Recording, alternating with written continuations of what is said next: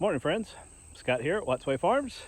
Thanks for joining me on this just record hot day down here on the farm. This is August the 14th and Saturday, and I think the heat index is gonna approach 107 today. So I mean, just crazy hot, but still work to be done. We started early this morning with some chores around the farm, and I'm just, me and the dogs are taking constant breaks to try to stay cool. But in today's video, I want to show you a little project I've got going on and may find some interest in it, and we'll love y'all's comments if you think it's going to work. Behind me, and I'll show you a closer up of it in a second, is my old Piglet Training Pin. You can see it's pretty grown over. When we got this last batch of piglets back in, I guess it was March, April, May, in mid-May, so really not too terribly long ago. But they spent about a week in here to learn hot fence, electric fence, before they moved on down into the woods and the pasture. They've moved a couple times now down through there as they continue their life cycle here on the farm.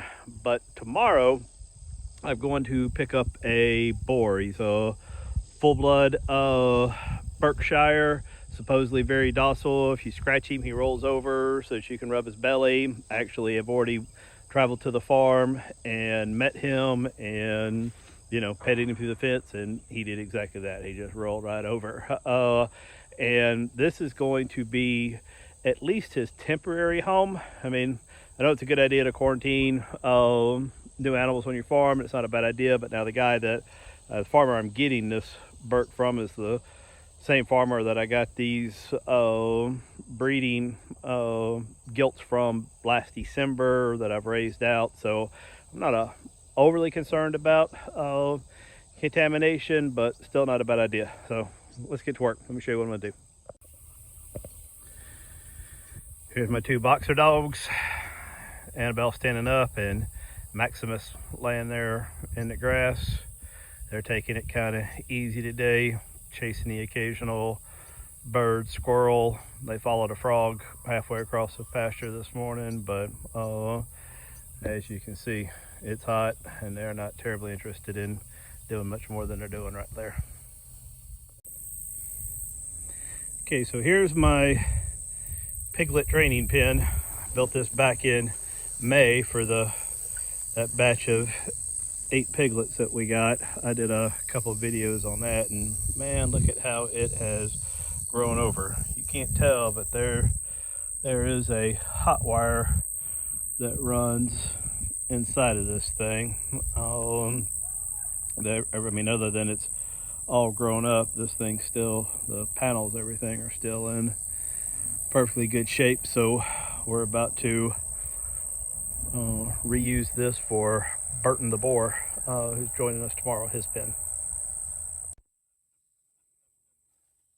So the Piglet Training Pin is now completely disassembled. I need to come back and get this old little gravity bulk feeder and this water barrel, move it. I got a different water barrel I'm going to use for my boar. This has got 3 nipple spigots on it, if you will, and I've got one that's only got 1 that I'm going to use for him. But one interesting thing, I don't know if it'll show up on camera or not, if you look, I don't know if it's showing up, the elevation change right here. This is where the edge of the pin was. Show you on the back a little bit better. I mean, it's crazy to me how the pigs, it took them probably a day really to learn the hot wire, but boy, they rooted and nosed a mound right up next to it. A lot of people say that's what makes pigs so destructive, but me, I don't see this destructive. I see this pigs being pigs. Now it's overgrown with weeds. I am going to probably here in the very near future, once I start, I call it bush hog season's about to start around the farm. I'm gonna hit all this with the brush hog and kind of clean it all out. So All right, let's go get the boar pen built. Before we start building the boar pen, I wanted to show you a little something. I watch a lot of TV, but you know, 90% of the TV I do watch is YouTube videos, and they're typically farm related, specifically pasture raised pork, pasture raised cows, grass fed, you know, the works regenerative type farming. And I would say I have met a few local farmers and they're a wealth of information, but you know, the rest of you YouTubers out there that make these videos, y'all are my source of, I guess, inspiration and education. And as I was deconstructing this piglet pen, I was thinking Chuck at Sheridan Park Farms. I love his videos. He's big into pasture raised pork as well. And I looked at a lot of his pens and it made me think that I'm probably overbuilding this pen. Let me show you. So this is the pile of T-post and then my little rebar step-in post just for this piglet fence. I didn't count how many there are, but man, it looks like there's more than a dozen T-posts there. And then the little rebar step-in for the wire that I ran inside of it.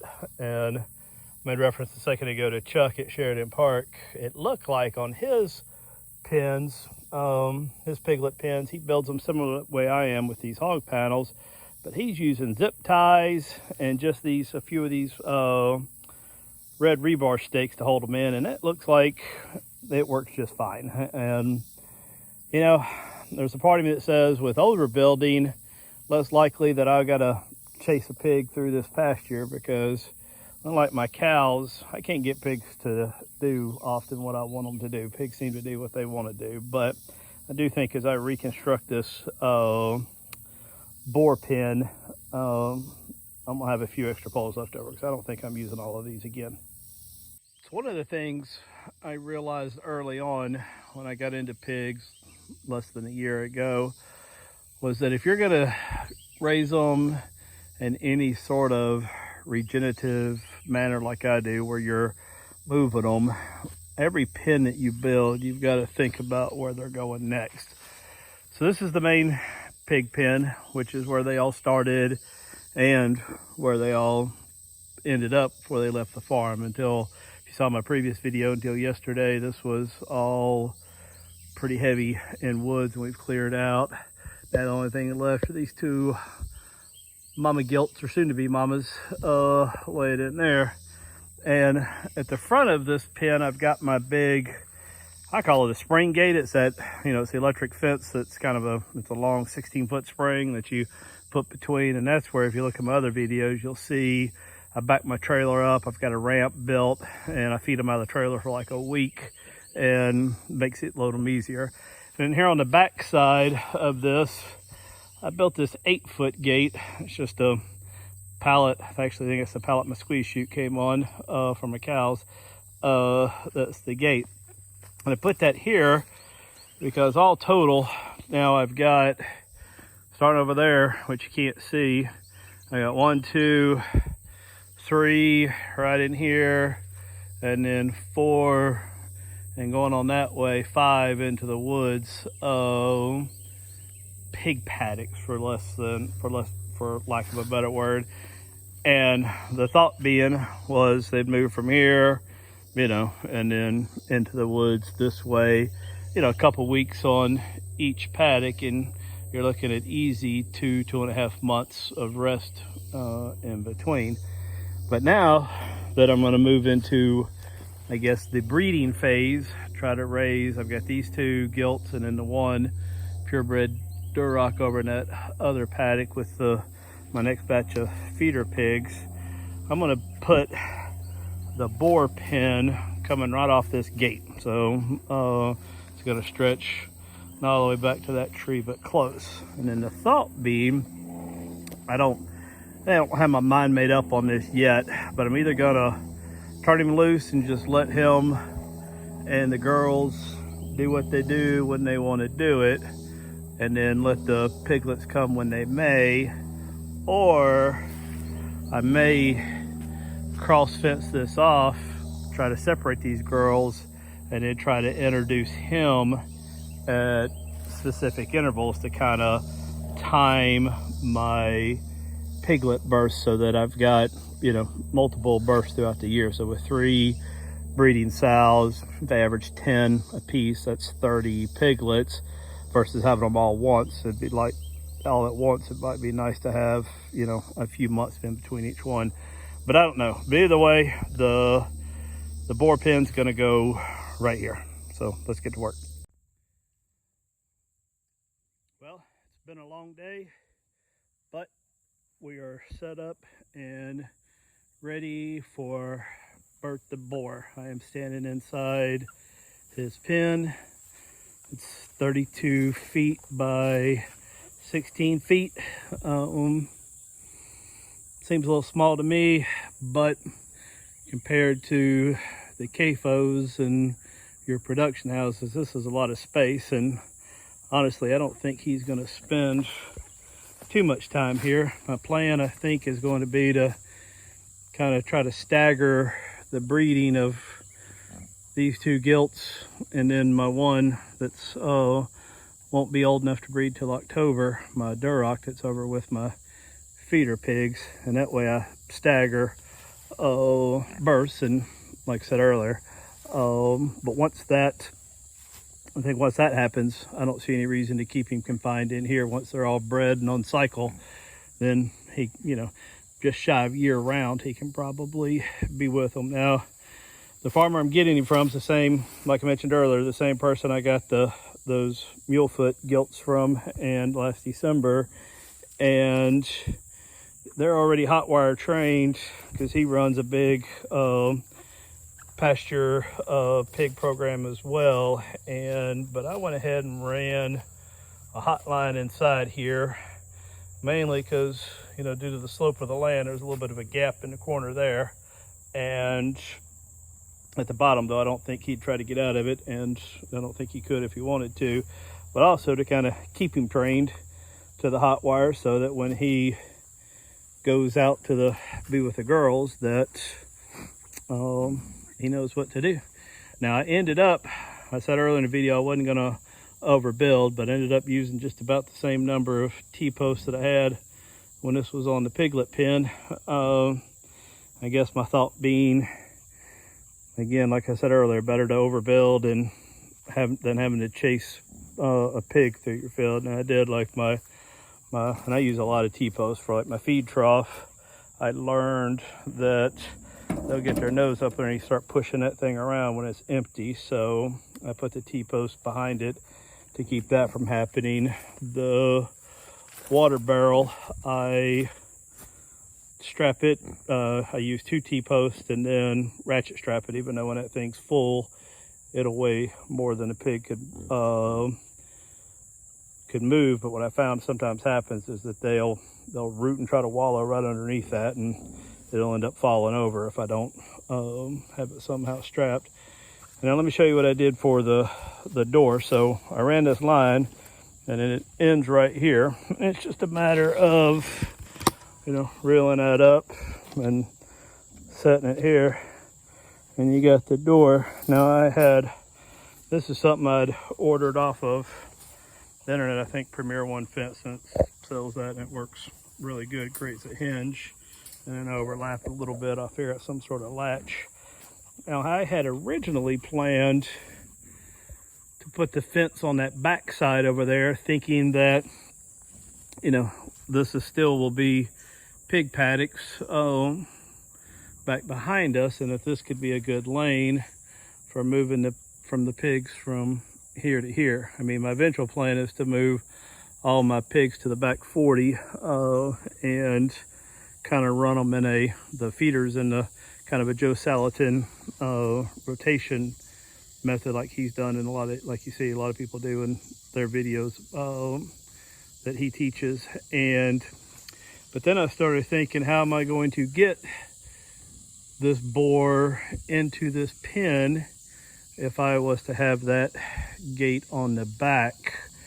When I buy my feeder piglets, I just have big dog crates, and they go in there in the back of my truck, and fine and dandy, but this boar, I'm sure, is north of 300 pounds, and there's no way he would fit in a dog crate, or at least even if he did, I wouldn't be able to maneuver it anyway. So he's going in the big trailer, and I just, with these trees and whatnot, there's no way to get the trailer in, and I don't want to try to navigate all the way through that pen with the trailer either. So the door's now here in the middle, and my thought is I can, without too much difficulty, back that trailer right down here into that. I'll put my ramp there, and it'll be the exact opposite of how I load them up to go to freezer camp. I'll just open this door all the way, and then hopefully with the trailer right here, he will just walk on in and start his happy life. So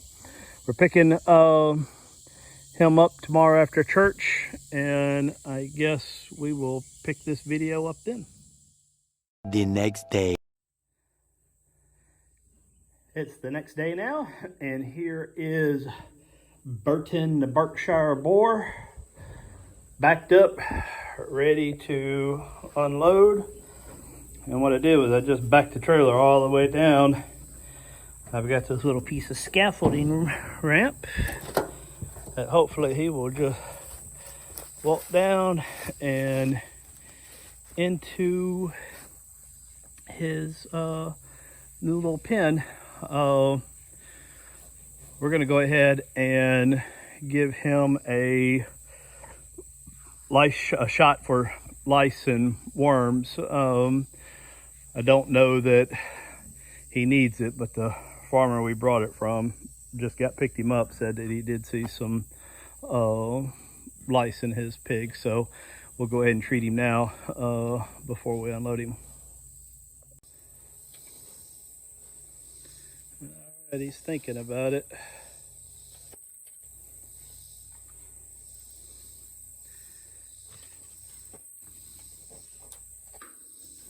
Here comes Burton the Berkshire Boar.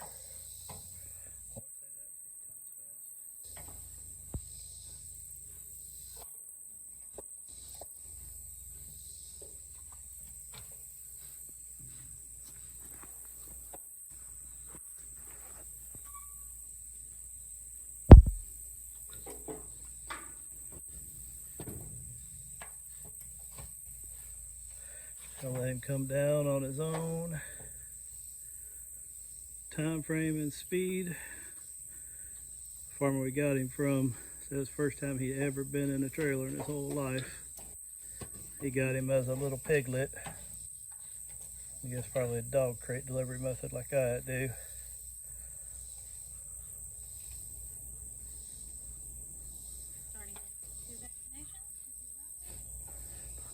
He's gotten his shots. We did that. He didn't budge. I wish our other pigs were as easy to vaccinate as he is, or as he was, I should say. And he's thinking about it.